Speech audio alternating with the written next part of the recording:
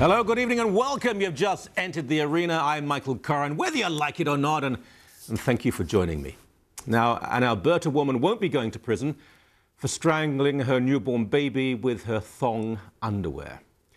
Katrina Effert wiped away tears as an Edmonton judge ruled on Friday she can serve a 3-year suspended sentence with probation. Effert was 19 when she secretly gave birth in her parents' basement. She tossed the baby's corpse over a fence into a neighbour's backyard. Justice Joanne Veit said the public grieves for the dead baby, quote, but Canadians also grieve for the mother. This is a classic infanticide case, killing a newborn after a hidden pregnancy by a mother who was alone and unsupported. Oh, I see.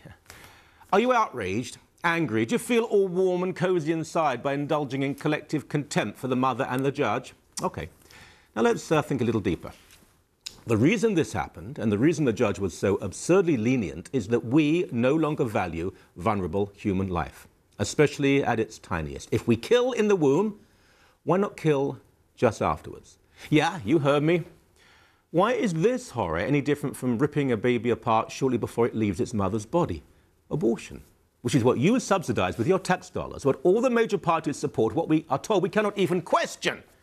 In the past 20 years, more than 2 million babies have been killed in what is supposed to be humanity's safest place. It's also cost more than $1 billion public dollars in that the taxpayer is obliged to finance this elective surgery. Remember, in that same period, numerous necessary medical procedures have been defunded by governments all over the country. The discussion itself, though, is seldom heard. In the past 2 years alone, 4 different university student unions have effectively banned pro-life associations, and city councils in 3 provinces have removed all pro-life literature from its property, even though the space was legally purchased. It's the love that dare not speak its name, the love for children from their earliest and most vulnerable. The reasons for the pro-life position are many and obvious. The unborn child is unique from the point of conception, with its own DNA and genomic character, entirely separate from any other person. A woman has the choice to do whatever she wants with a tuft of hair and appendix, but not with a distinct person within her. The unborn child cannot survive outside of the womb, but then a fully developed newborn child will die if left without care. A fetus is merely a young child, and anyway, after 3 months of growth, nothing new develops. At 9 months, the unborn child is more mature, but then a 5-year-old is more mature than a 2-year-old.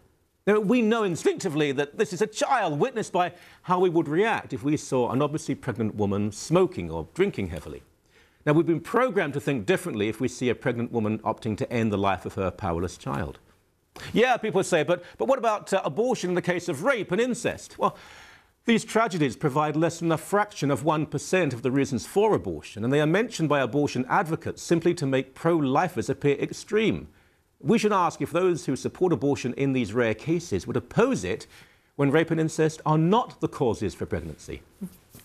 Yeah, they say, but before abortion was legal, enormous numbers of women died in backstreet abortions.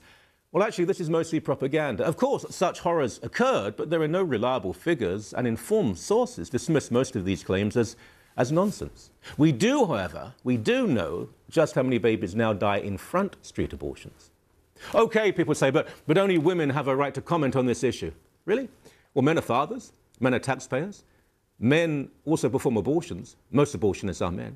But surely it's the nature and the quality of the argument rather than the gender of the individual that should inform our position. Gender bias does, however, lead to far more baby girls being aborted than baby boys, also far more handicapped, black and brown babies. There's equality and progress for you.